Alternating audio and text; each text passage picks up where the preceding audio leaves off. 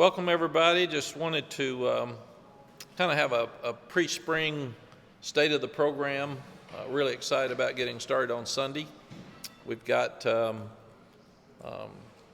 19 new players that we've seen in the off-season program, but 10 freshmen and 9 transfers that we haven't been able to see on the field, so that's going to be fun. The first day of spring practice will be Sunday. We will be in shorts as mandated by the NCAA. The injuries that you just heard, it's always disappointing when you have an injury, but from a positive standpoint, it forces you to find other guys. And we know a lot of those guys that are hurt can play because they've played a lot for us. So somebody else has to step up, and it only helps in your depth for the long run. Just a couple of cleanup points here before we start talking about the on-the-field stuff. A lot of people do care about these young people as student athletes. So we've produced the 2 highest APR rates in program history in 19 and 20 and 20 and 21. We were 997 in 2019 and 20. We were 1,000 in 2021. You can only have 1,000 in 2021. There are only 4 teams in college football that had 1,000 APR. So really, really proud of our academic staff and these young student athletes, our coaches for recruiting the right guys, but they're doing a tremendous job academically. Over the last 2 years, they've earned the highest annual GPAs in over 10 years. So the guys are doing everything right in the classroom. We've had 87 players earn their degrees in the last 4 years. So again, we usually only talk about academics when it's bad, but I do want to brag on the guys and the academic staff because they're doing a tremendous job. Discipline, the guys have handled themselves well since we've been here.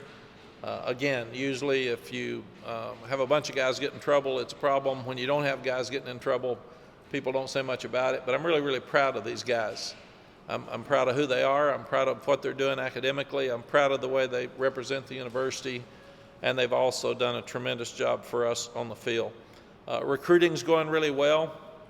We've got 3 commitments at this point, but we've got this is the first day that recruiting can start back. The dead period was over yesterday, so we will have a lot of top recruits coming to visit spring practice over the next month and really setting up official visits over the next 2 or 3 months. And I'm pumped about the guys that are coming in and the interest that people are showing us. Recruiting's obviously changed with the transfer portal and with your numbers. High school recruiting's different, and it's also changed with NIL. But it's I feel like we're all getting a pretty good feel of the changes and what we have to do to make it work at our university. Facility update, we've got the Players Lounge just about finished. They're finalizing a few things now. The training room should be finished in late May, early June, so we should have it for the summer, and it'll be state-of-the-art. It'll be one of the best in the country. So we feel like that we're modernizing our facilities, but that's the Players Lounge and the training room. The training room, as you come into Keenan Fieldhouse, is all the construction that's on the left. You can even hear them working some today, but our training room is too small. And we've just nearly tripled the size of it. So it'll really help prevent injuries and obviously help get them back faster.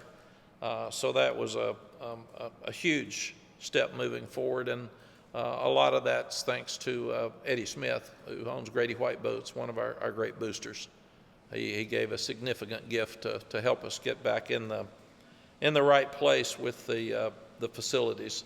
Also, on top of the training room will be an area where there's going to be a half basketball court, some fire pits, and a grill, and an overhang from the training table where people can eat outside. But it really ought to help us in recruiting on game day, for sure. But the facilities will be first class. Next phase would be a huge weight room, and then the third phase would be take the weight room, knock it out, and incorporate the weight room into the locker room where it's all just one big area, because our locker room's really small right now at the same. So, and phase 2 and phase 3 right now do not have a timetable. It'll be to be announced. So as soon as these are finished, It's a little bit different when you're building the weight room, that'll be okay, but when you start messing with your locker room, then you've got to look at, does it affect spring practice, does it affect the fall? The timetable will be different there. What's going to happen is the current weight room will be knocked out and the walls will be knocked down, and the current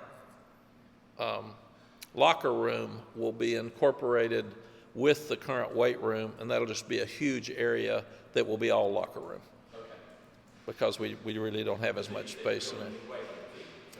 The new weight room, I think it's 19,000 square feet, will be on the left side of the stadium, on the outside of the stadium, and you would come from the training room over here to my right, you'd go right into the locker room and left into the weight room. So that's kind of the project moving forward. Appreciate that. It will be 19,000 square feet? Yes, it's going to be 19,000 square feet. I think right now it's 8. So it'll be more than double. Can you share a price tag on No, all that'd be Bubba. I wouldn't know it, Art. And probably, I don't even know that they've priced out the weight room and the other, but I'm sure they probably know what the training room cost. So how do you go to Bubba and say, I want this, this, and this, and then Yeah. how much it costs? Well, you go to them and say, here's what we need to stay current and to modernize, and then he goes to the boosters, and the boosters and Rams Club have to help pay for it. And we were lucky that we had guys like Von Moore with a significant gift to pay for the 4th floor for the coaches' offices. We had Rodney Long gave a significant gift to upgrade the players' lounge, and we just changed it. We just did it different, same space. And then Richard Gordon is paying for the upper part of the training room, and Eddie Smith the training room. So these are all gifts from outside people that have really helped us and stepped up and care about football. How are you doing in the arms race? I think this will make us more competitive. We got behind. But Bubba's really helped us make this building better. It's all better than when we got here 4 years ago. So we're making that progress. Special teams. Special teams usually is not something you talk about until it's bad. Everybody gripes about special teams. Not many people brag on special teams. We were 14th in the ACC 2 seasons ago. We were 2nd last year. So we made amazing progress.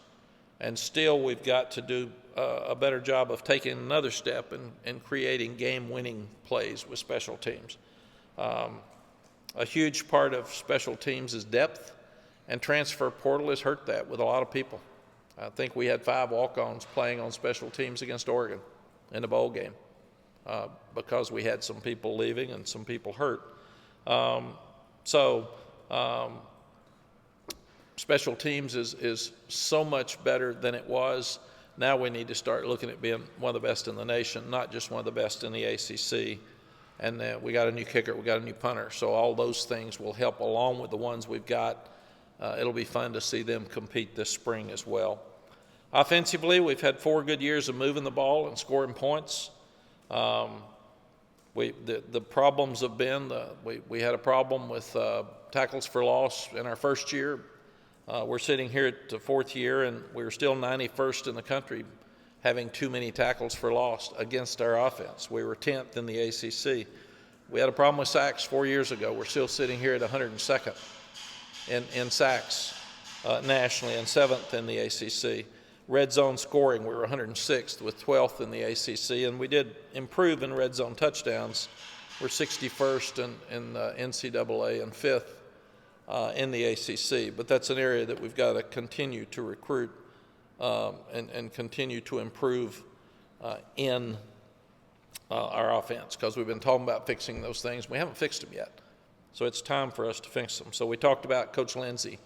We brought him in because he's a great teacher of quarterbacks, and he's a guy who's run this offense, but he's also had more emphasis in the running game than we've had the last 2 years. And he did a lot of that at Arizona State, and he did it with Gus Malzahn at Auburn, but he also did it as a head coach at Troy. So he's got head coaching experience. He's called plays. He's run this offense, and especially can keep a lot of the passing game like it is, but can also improve in the running game. He was friends with Randy Clements. Randy Clements is one of the best line coaches in the country, and we talked about him earlier. Those two are on the same page. They have the same philosophy. They've always wanted to work together. And I have learned that if your offensive coordinator and your offensive line coach aren't on the same page, it's tough, because they've got to be a singular voice. They've got to be on the same page, and these two will be for sure. And with Ed Montelis coming back, we've got 4 of our 5 starting offensive linemen back. So that should be really, really good for those guys. And we've got to continue to develop other guys. We need to play more of the younger guys, because we've had the same offensive linemen for so long. We're excited about the guys this weekend in the Combine. We want to wish them well, but one of those is Awesome Richards, and we've got to find a guy to take the left tackle spot. And we'll actually have a long meeting tomorrow to go over depth chart, and we'll look at who's done the best in the offseason, who competes, who loves football, who's tough, who's missed the fewest classes, and who's missed the fewest study sessions, and who's doing what they're supposed to do in the nutrition area.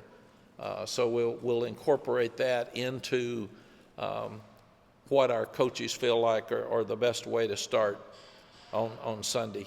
Lonnie Galloway's a great coach, one of the best we've had. He could have been our coordinator. He's one of our best recruiters. I love him. He means so much to this program, so we made him the passing game coordinator. And he and Chip Lindsey have really been working well to continue to tweak our passing game, but keep basically the same philosophy. So it'll be very, very similar. Yes, you can hear the facilities are being built as we speak, which is probably not good for TV. The run game coordinator, we gave John Lilly that title. John went to the Panthers last Friday, I think, Thursday, and we want to congratulate him. John did a great job here for the 3 years he was here. He handled leaving right. He told me immediately, and it's something he wanted to do, is go back to the pros. So we started a search immediately and trying to find the right guy to take his place. And we found Freddie Kitchens. And I started looking at Freddie and look at his profile. He called me and said he really was interested in this job. We got on a Zoom with him Friday morning with the whole offensive staff. They were all blown away by him. His experience is unbelievable. He actually played against us in the Gator Bowl in '93. He was a freshman with Coach Stallings when we played Alabama in Jacksonville. But you start looking at this. He said 16 years of NFL experience. He coached tight ends for Coach Parcells with the Cowboys. He was tight end coach, quarterback coach, and running back coach for 11 years at the Cardinals. He was the assistant head coach, the offensive coordinator, the running backs coach, and the head coach with the Cleveland Browns. And he coached tight ends with the New York Giants. So he coached Baker Mayfield, who was a first-round draft choice and runner-up for Rookie of the Year when he was at Cleveland. He's coached in a Super Bowl when he was with the Cardinals. He's actually coached Carson Palmer and Baker Mayfield, 2 first-round draft choice quarterbacks. He's coached Jason Witten and Evan Ingram, 2 great tight ends. And he also coached Nick Chubb, Kareem Hunt, and Adrian Peterson as running backs. So he brings a wealth of experience to us at the highest level. He's been fun. You guys will get to talk to him here in a minute. And I'm really, really excited about him joining our staff. And he'll have eyes to help Chip on the quarterbacks, because he's coached some of the best quarterbacks in the country. He will give us great insight into red zone and third downs and a lot of different things that he's done. We're also adding Clyde Christensen, who's one of the best quarterback coaches and offensive coordinators in the country. He'll come in as a volunteer analyst for us. He'll be here on Saturday and help us recruit, and then he will be out there on the field helping us on Sunday. And we're so excited about Clyde. Again, you look at his background. He had 16 years coaching in college. He was an offensive coordinator at East Carolina and co-coordinator at Clemson. 26 years coaching in the NFL as a veteran. He's a North Carolina graduate. He coached quarterbacks for Tampa Bay. He was the offensive coordinator for Tampa Bay back in '99 to 2001. But he's also been the offensive coordinator for the Colts, He was quarterback coach for the Indianapolis Colts. He was offensive coordinator for the Dolphins and quarterback coach for Tampa Bay. So he has coached quarterbacks Peyton Manning, Andrew Luck, Jameis Winston, and Tom Brady. And he's won 2 Super Bowls. So when you can take that kind of experience along with Freddie Kitchen into your offensive meeting room, it gives you some of the best coaches in the country and a lot of expertise moving forward. So that's going to be fun watching those guys compete. And Clyde and Freddie, but especially Clyde, will help us figure out the quarterback room. We got to find out who's next, who's second, who's third, because Drake's a tremendous player. And this will help Drake with a lot of expertise around him, a lot of people watching him with what he does every day. But it's one of the strongest offensive rooms in the country. You got guys that have won Super Bowls, guys that have won national championships, so it really adds to it. And we've got to continue to address the number of sacks, the number of tackle for loss, and our lack of red zone protection with touchdowns. So those are all important. We've got to be more aggressive with the running game. We need to be able to run it when we want to run it, and not just when the numbers are right. And then on defense, we'll add something similar to Clyde. We're looking for a defensive guy who can come in with pro experience. So we'll continue to look over the next couple of weeks for that guy as well. Defensively, we didn't do much right, especially early. None of the numbers were good. We obviously played horribly at Appalachian State, especially the fourth quarter. We did get better during the season. We held Oregon to 27 points, almost 2 touchdowns below their average. We were competitive better on defense in the Clemson game than we were offense because we had the turnovers that led to points and got us in trouble. But we're going to amp up the aggressiveness of our defense. We've got to produce more sacks and tackles for loss and turnovers. We mentioned earlier we brought in Jason Jones, who's doing a great job with the young guys in meetings and walkthroughs so far. And he and Charlton Warren are sure on the same page, and that helps Coach Chizik spend more time with the front 7 as well. But we've got to be more aggressive on early downs and play more bump coverage and force some chaos.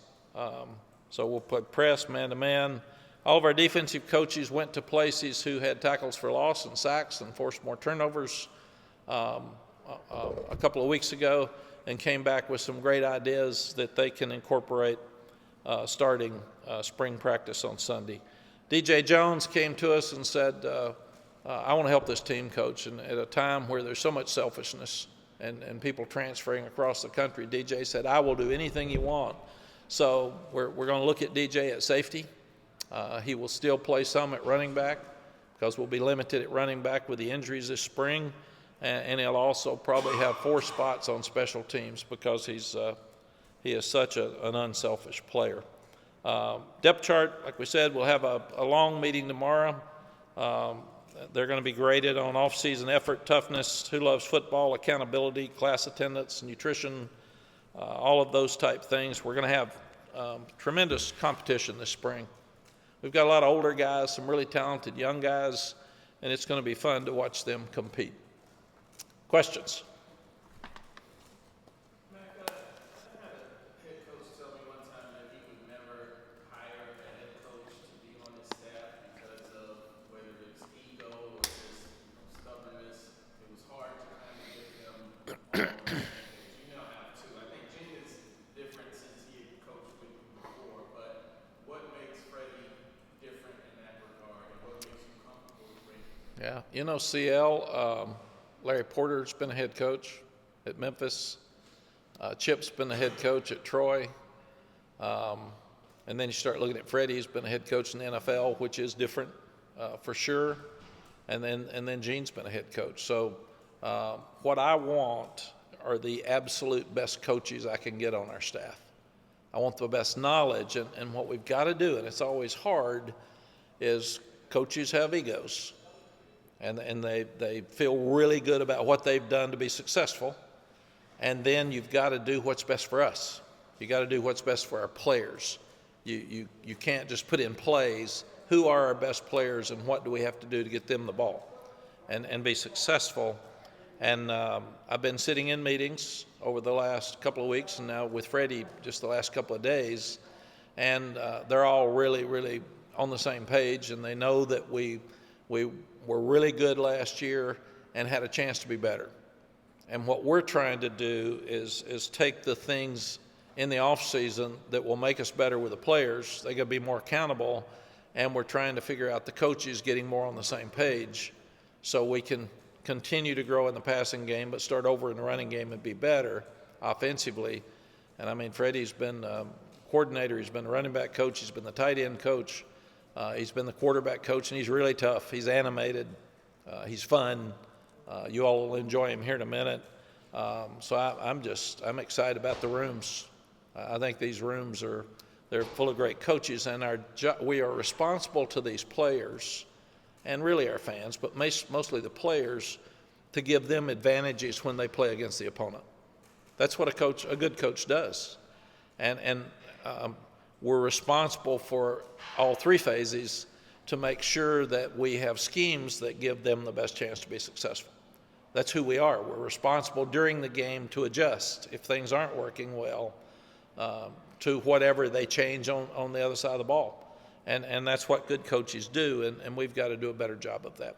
With the offense, how much can you hit the ground running Sunday, and how much of the spring are you going to maybe incorporate some of the tweaks that Chip's bringing? I think, Andrew, we can hit the ground running pretty fast because the passing game is so much the same. One of the reasons I hired Chip is he was going to keep the passing game and keep most of the verbiage in the passing game the same. And then what he would do is we would just go back and start over with the running game. So he and Coach Clements and now obviously Larry Porter, but now Freddie Kitchens will all be really involved in the running game, where Lonnie and Clyde Christensen and Chip will be more involved in the passing game.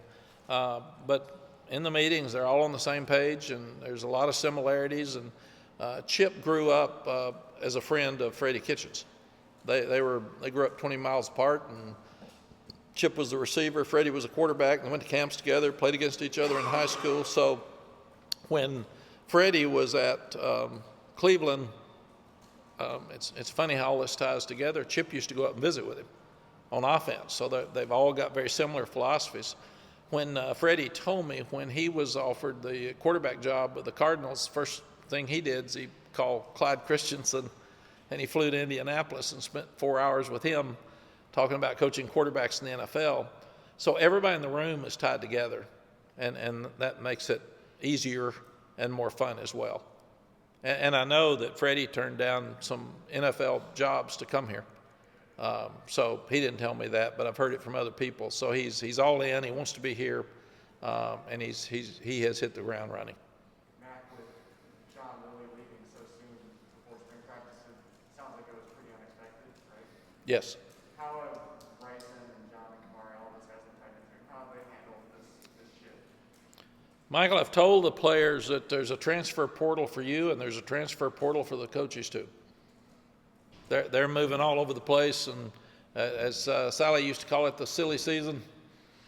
Just look up. You may get a call today. We got a call from Stacy Searles on Sunday before spring practice started and said he was leaving. So what you do is you have to stay ready to hire somebody else, and I've committed to the coaches or to the players that if we lose a coach, I'm going to try to hire one just as good or better, and to get someone to get two people like Freddie Kitchens and Clyde Christensen in our room over the next couple of days is really exciting for these players. So I've told them, don't hug a guy if he leaves, but don't worry about it. We'll find another coach that's good. There's a lot of great coaches out there that want to be here. And they've all just met him yesterday. So I was standing there watching them run on Tuesday, and Freddie was saying, "Hey, come here, I'm Freddie Kitchens." So that's how fast things change. What would you say is the overall message that you want to communicate to your players, to your team? You know, as you get started in the spring practice, obviously a big phase of your year-round calendar. Just what are you preaching, and what are you using maybe as motivation when you're getting started here? We want to continue to grow, to practice and play to a standard of excellence every day and do everything we can do to win all the games. Everything in this program's in great shape right now. The recruiting's good. The academics are good. The facilities are good. The discipline's good. We need to win more games. And I have told them, everybody's got good players. Transfer portal's balanced out everything. We had the 10 games that came down to the last play of the game. We won 7 and lost 3. What do we have to do to win those other 3? What do we have to do to make it where they don't come down to the last play of the game? Where can we put our foot on the gas in that third quarter and separate from teams instead of, if we're the better team, let people hang around? And we've got good players, but everybody else does too. And we've probably got the hardest schedule next year that I've ever been around, especially since we've been here. So that's a great challenge for our guys too. I'm sorry? No, but that's the message to them is if we want to be national, we got to be better. And you got to be better in everything you do. You've got to work in the off season like you're going to play against South Carolina in the opener. And unless it's just important every day, then you're not going to get there. So let's don't talk it. Let's do it. You mentioned the schedule. We met with you before the schedule came out. You said you're upset with it. What particularly did you, now that we've seen it, particularly do you not like about the schedule? I think there were 2 things. We always look at safety of players. And we play South Carolina, App State, and Minnesota to start with.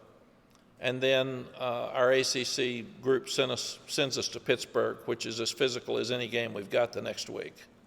The second thing is I love our students. Our students do an amazing job. We scheduled a home game during fall break. That's totally unfair to our students. They should have an opportunity. They pay for their opportunities to see games. They should be able to see them. And then nobody's got a harder finish than we're playing 3 rival games. We play Duke here, we play at Clemson and at NC State. And for years, Coach Fedora played Western Carolina or Wofford before State because you needed a softer game. And here we are, we've got the toughest team on our schedule right before one of our rivals, and both of them on the road. So I didn't think the ACC office did us any favors, and I worry about safety of our kids because that puts us in a tough spot. Now, am I going to mention it again? No, because we got to play it.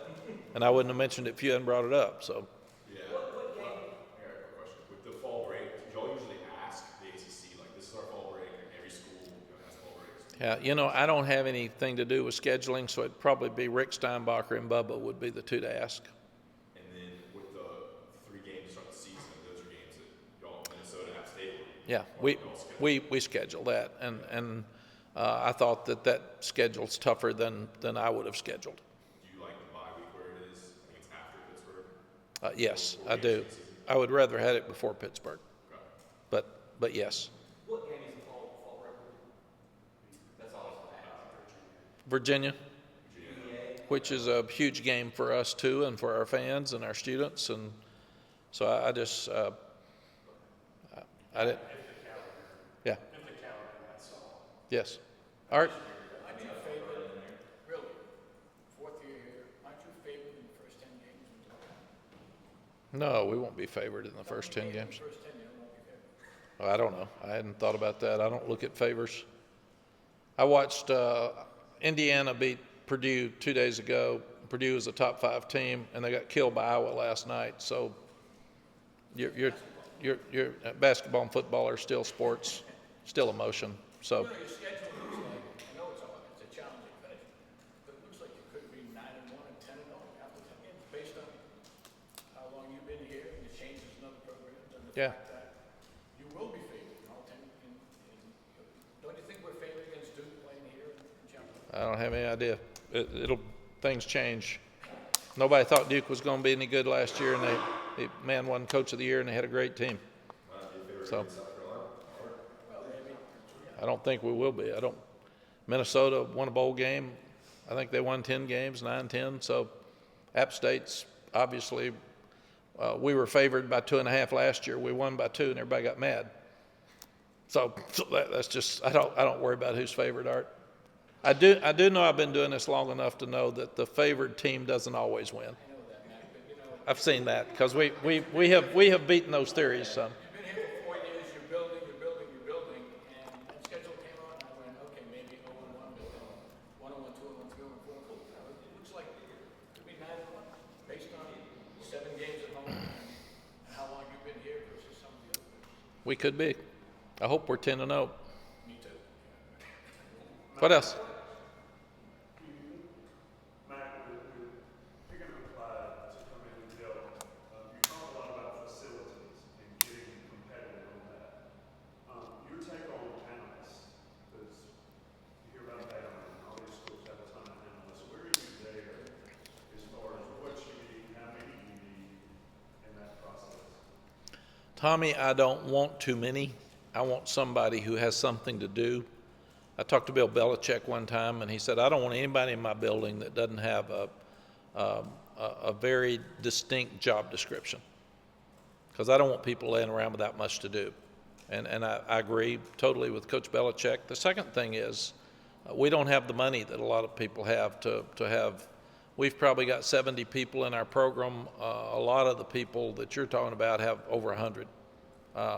So I'm good with what we've got. If the rule changes in the middle of April that all of your analysts and QCs can coach, your volunteers can coach, I think it should. I think it'd be a huge help because we've got young people on our staff right now that have trouble getting jobs because when people call me and said, did he coach? And he's an analyst, I say no.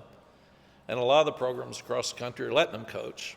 So because we're going by the rules, the young people that come here are at a disadvantage. So I really hate that for them. But Clyde Christensen, with his background, to be in our room, in the quarterback room, in the offensive meeting room, on the field, watching quarterbacks, and even if he can't teach them, he can talk to Chip about what he sees. Him recruiting, if I was a quarterback, I would want to be around the guy that coached those 4 quarterbacks. It's just, so I think that it's an amazing advantage for Clyde Christensen to want to come back and help his home school. And he's excited. I can't wait till he gets here Saturday. Is there a limit to, without the rule change, until the rules change, it is. Hang on just a second. CL? I was just gonna say, a year ago at this time, Drake didn't even know he was gonna be starting. In what ways have you seen maybe his leadership role expand now that obviously Yeah, CL, it's a great question. Drake's unbelievable as a young person. He's very humble, but very confident. And he's a cut-up. He has fun, like his little quip about NC State, and he'll come up with that stuff every now and then because he's fun, but the players love him. And he's such a tremendous leader. And it was hard to be a leader when he and Jacoby were both competing in the spring. You could try, but both of you were fighting for the job until you're the boss. It's hard to lead. And since he's gotten the starting job and he's become one of the best football players in the country, his leadership has just grown. You can see it now. The players just gravitate to him. And I'm really excited about him moving forward. As it stands right now, if the rule doesn't change or until the rule does change, how much can Clyde interact with Drake? In what capacity can he interact? The only thing Clyde can do, an analyst, a QC, quality control person, or a volunteer can do is encourage him. If he's going to try to coach him, he has to coach Chip, and then Chip coaches him. But that's all he can do until that point. Now, he can sit in the room, and if they're all sitting there, he can say, Chip, here's what I see with Drake's throwing motion. And they can hear it, but he has to be talking through Chip to a player. Yeah, and that's why a lot of people don't do that. A lot of people just have them coach. So, Art? Is there a limit of how many analysts you can have, how many QT guys you can have, how many senior advisors? And doesn't that favor the schools with more money? There is no limit. You can only have 4 graduate assistants, and weirdly enough, they can all coach. So I don't know why these rules were put in place like they are, but there is no limit on QCs, quality control guys, or analysts for special teams, offense or defense, and there is no limit on pay. So you could actually pay an analyst $1 million if you wanted to, and that's a concern too. But absolutely, the teams with the most money have the most coaches, and that's a great advantage for them. Seems like there should be a rule for that, don't you think? I agree. What else? So is there going to be a spring game? Have you decided about that yet? We haven't yet. That's one thing I'm going to talk about this afternoon in the staff meeting. I get torn. We've got so many people hurt, and you get the transfer portal guys, and you don't want to be out in a spring game where you're having to play some guys too long because the other guys aren't ready to play yet and can't rest them. But at the same time, we've got a backup quarterback that needs to have some live work. We've got 19 new guys that you'd like to see in action with some people around. So it's one we've got to decide. I think we're going to see fewer and fewer people do spring games moving forward.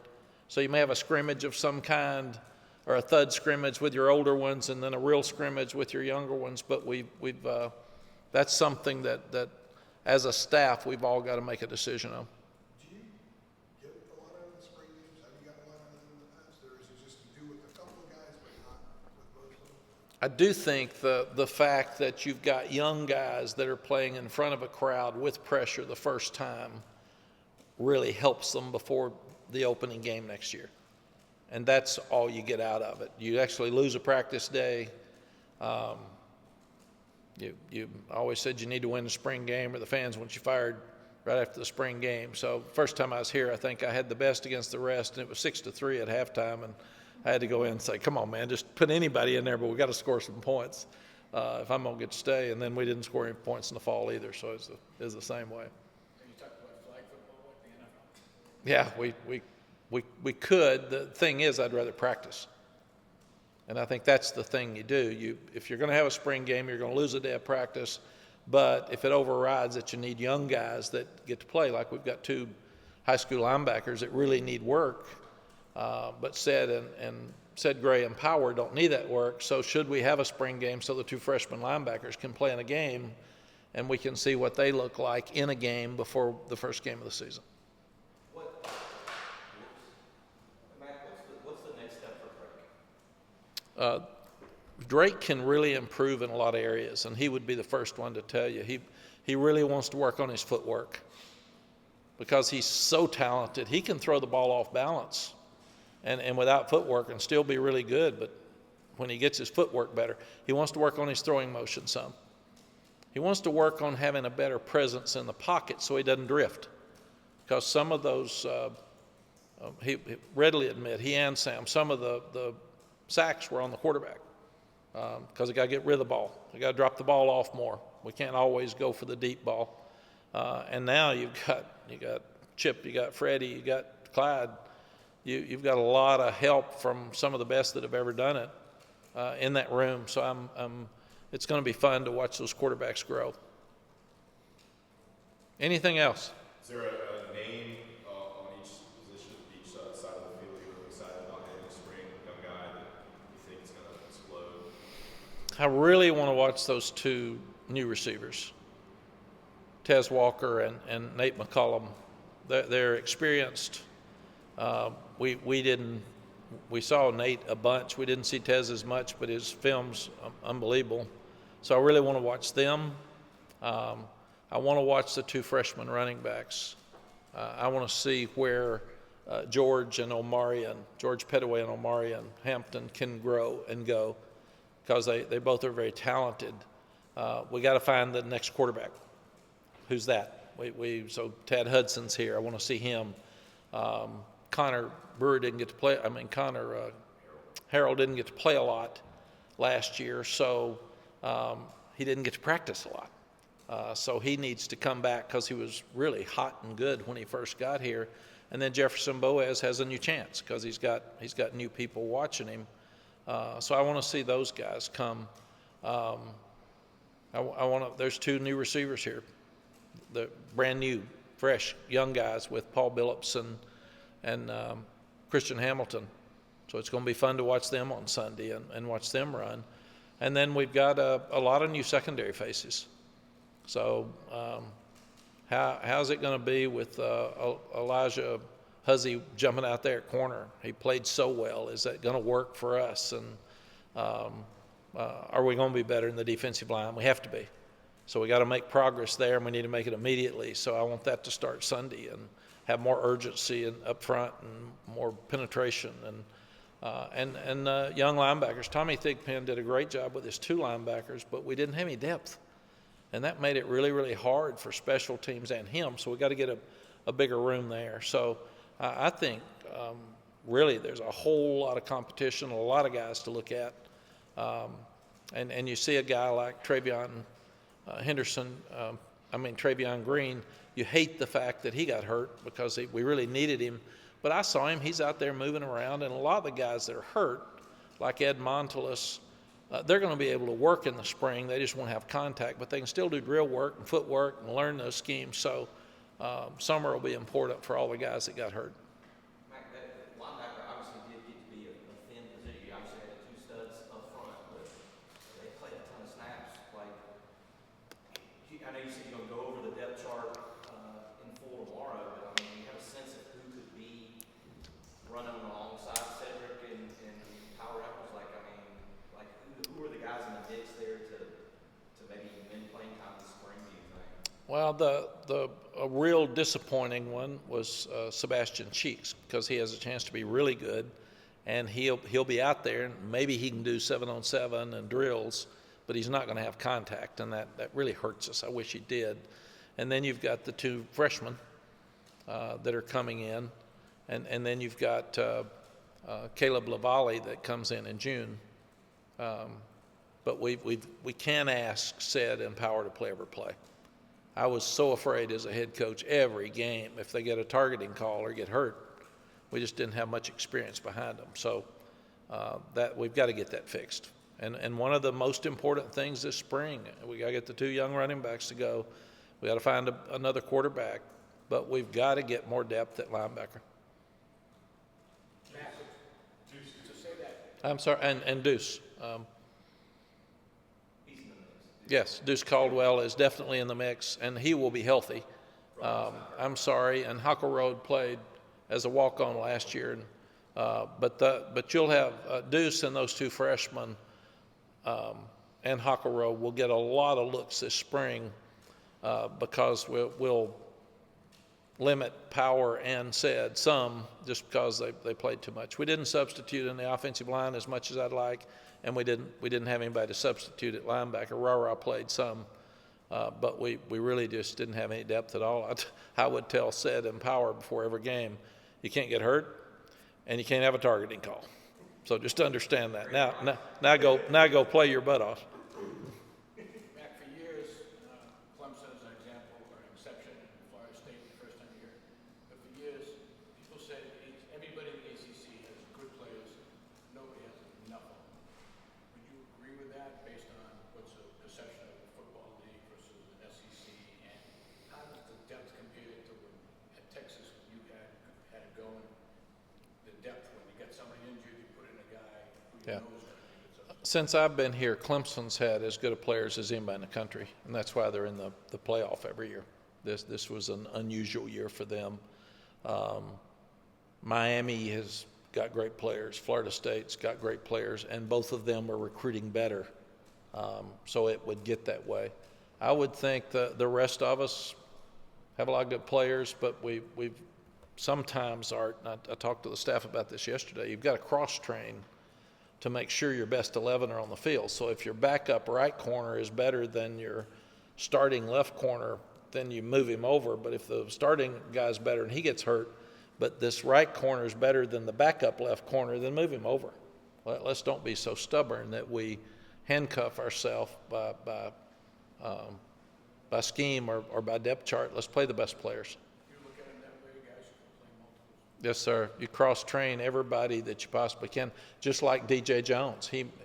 I don't want him going to safety and not being able to play as much as he did at running back because he's being so unselfish. So we're going to keep him in tune enough with running back that if the safety doesn't work, he can still come back and play running back. Anything else? Okay, thank you.